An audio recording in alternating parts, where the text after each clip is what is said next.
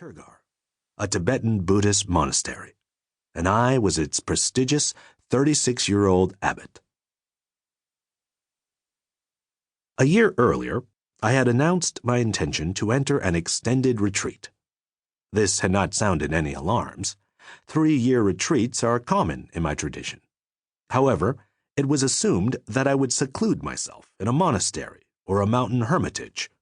In addition to Turgar and Bodh Gaya, I have monasteries in Tibet and Nepal, and meditation centers throughout the world.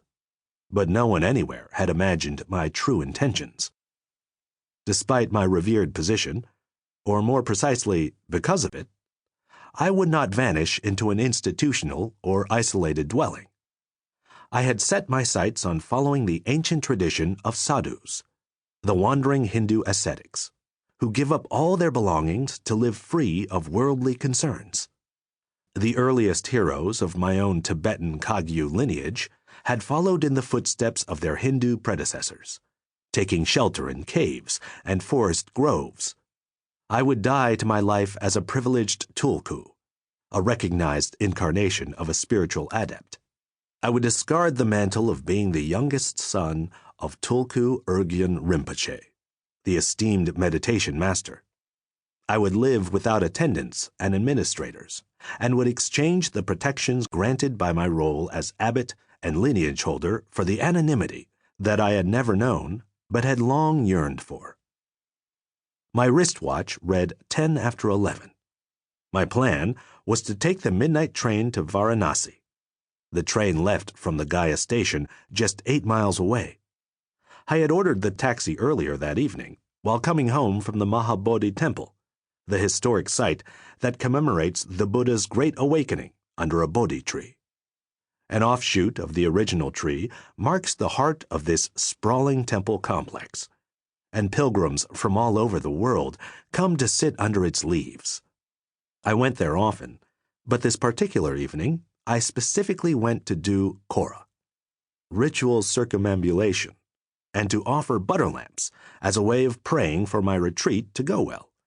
I had been accompanied by my longtime attendant, Lama Soto. Headlights appeared, and I stepped onto the road. A jeep drove past. After another 10 minutes, I once again saw headlights, when a large cargo truck came barreling toward me. I jumped back and slipped in a mud puddle. When I pulled my foot out, one of my rubber flip-flops got stuck. I retrieved it, then continued to hide, my hands wet with slimy muck. My enchantment vanished, and agitation rolled in like fog. Anyone who frequented this road would recognize me. No one had ever seen me unaccompanied, not at this hour, not at any hour. I had taken the taxi for granted.